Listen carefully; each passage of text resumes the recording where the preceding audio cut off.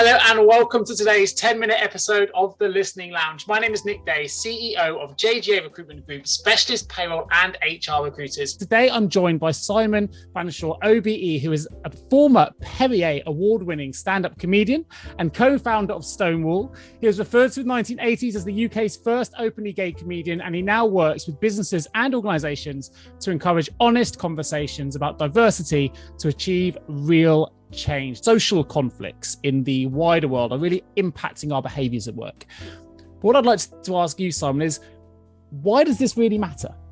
And why now? Yeah, it's a good question. There's something, I think, quite fundamental that transcends the current sort of evidence or symptoms of this. And that's this, that we wouldn't talk about diversity or we wouldn't talk about inclusion. Sounds incredibly obvious to say this, if we weren't all different. You know, if we were the same, then it would be really easy to include each other because we would simply know. But underneath this lies something very, I think, just profoundly human. And the human challenge or the human condition is that I can never understand you and you can never understand me. We just can't see the world in the way that other people can see and feel and experience the world. But what we can do, and it's the great human challenge, is to go on the journey to try and do so in the certain knowledge that we'll never end. That journey will never end. And it is in the process of the discovery of difference of each other that we discover our ability to collaborate and at the most, at the highest level, our ability to love each other. So underneath all of this for me lies that idea that we are different, and that's in our essence. So then what happens is that as you build, when you're in campaigning like I have been in my life, or when you're in an organization and you're producing a particular outcome, or you're trying to transform the organization in a particular way, all of that depends on your ability to collaborate with other people in order to achieve a commonly agreed objective. It is impossible to do that if what you expect of other people is complete agreement about everything. Yeah. I mean, anybody who's listening, who's got a boyfriend or a girlfriend or a husband or a wife or a parent or a child, everybody knows that. I mean, I don't know how people who go down the purity spiral, where you have to agree about everything with them, if they're in a relationship, I don't know how they decide what movie to go and see. Because, life is made up of the way in which we accommodate each other. So what's, I think, difficult about what's happening at the moment is the desire to sort of shut out or remove certain ideas from the discourse. That's going against our very existence and nature as human beings, because actually conflict between us, disagreement between us, that's a given. I mean, it's not something you can avoid. It's actually given. It happens all the time in tiny ways and very big ways. So the question for me is not, can we avoid this conflict? Can we shut out these other views? It's actually, how do we deal with them? Malicious stuff, when you can tell that somebody is deliberately setting out to hurt somebody, that's a set of circumstances. Yeah. The really knobbly stuff is the stuff in the middle, the thoughtless stuff, because it's hugely ambiguous, and it's usually the product of a mismatch between intention and effect. So in other words, somebody will say something, typical examples, a white person will say to a black person in Britain, "Where do you come from?" Now, the truth of the data is, and the families are, that actually the vast percentage of Black and Asian people in Britain, their families will have come here since the Second World War. But the baggage that is inherent in saying to a black person, if you're white, "Where do you come from?" is that you don't belong here. That there's a sort of audacity to your claim for equality.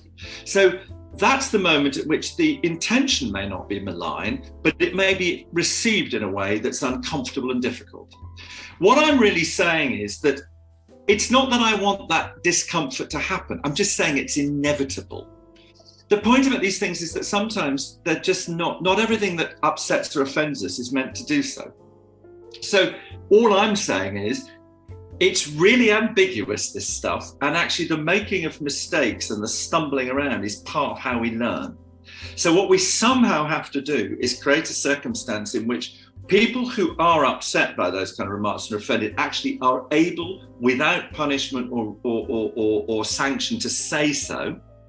But that doesn't necessarily just completely penalise the person who said it by moving their intention from thoughtless to malicious. No, I think you've articulated that very well. If I focus a little bit on that thoughtless thing, because just to take it to a slightly different direction, I would say that diversity and inclusion has become much more into our thoughts, our consciousness over the last 48 months. It's been there before, of course, and we've been trying to make change for a lot longer than that, or for many, a lot longer than that. But certainly from an HR perspective, it seems to really be at the forefront now of an HR agenda to say, okay, what are we doing? What does our culture look like? What are our values? How can we improve, our approach to diversity, equality, and inclusion? And even if I park the question of why weren't they thinking that 48 months ago, it's certainly something that's relevant now. So bearing in mind all the things you just mentioned there, talking about our behavior at work and social conflicts in the wider place of work, how can we use that information to better support HR managers going forward, bringing that into an HR context? Well, I think that there's a few distinctions that I think help us to do this. So let's just accept for a moment diversity and inclusion, notwithstanding that I think at the moment one of the problems of this whole area is that it's been drowned in a kind of undergraduate language, which is designed, I think, to make sure that most people don't understand what anybody's talking about. So I won't use words like intersectionality, privilege, blah, blah, blah, because I just don't think they fall into normal speak. And as I'm saying, my big task in this, the power of difference is about rescuing all this stuff to its fundamental kind of human roots. So some distinctions that I think that are helpful. So let's accept, though, the diversity and inclusion with my caveat there about jargon. So if we look at diversity, the first thing I would say is that I think it's useful to disaggregate it into two separate focuses. The diversity deficits, this is where, in a way, a lot of this stuff has arisen from, because it's about discrimination and it's about the desire to rid us and our organisations of discrimination. So the deficits are really important. However, they are different. Solving the deficits is different from what happens when you start to unleash the talent and then you realise the dividends from diversity. The trouble is they're often talked about in the same breath. So what you have on the deficit side is you need to recognise group disadvantage. So actually, although there's a lot of personal dislike of BAME, for instance, and there was a wonderful conference a while back called #BAMEover, rather brilliantly named. LGBT, somebody said to me the other day, are you LGBT? I said, you can't be all of them.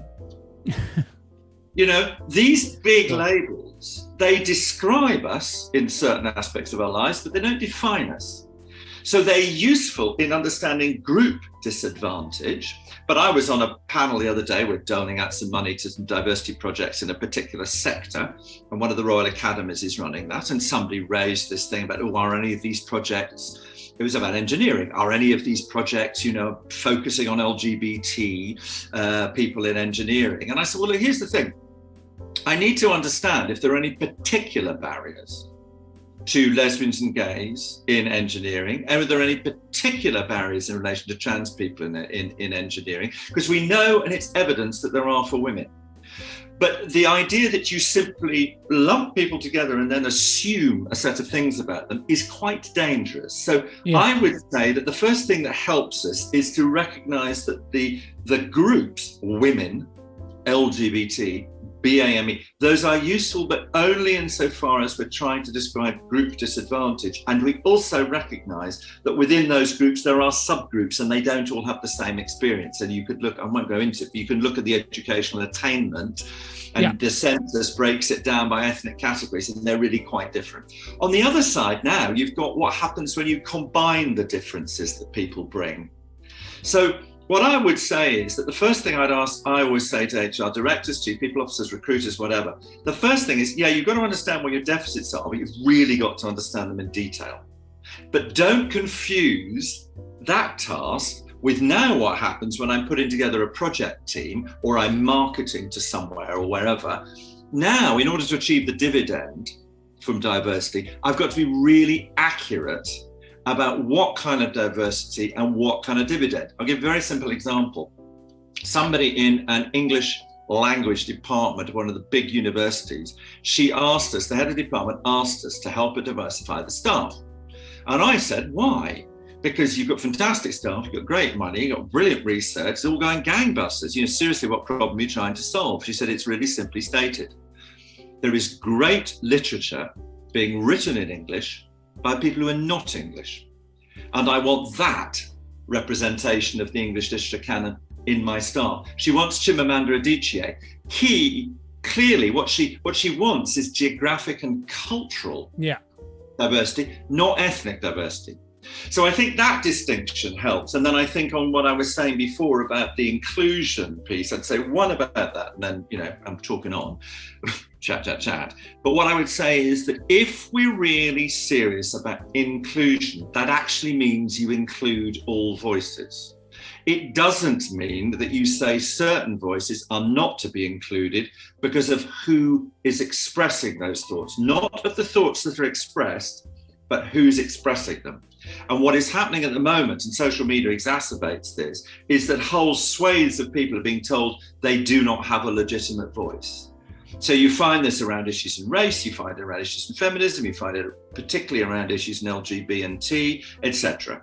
And that is very, very destructive at work, because actually if we can't express ourselves, we can't collaborate, we can't innovate, and we can't, develop and design new projects and new products. Just thanks again, Simon, for joining me today. Thank you to all of you wonderful listeners for joining us. I look forward to bringing you the next episode real soon.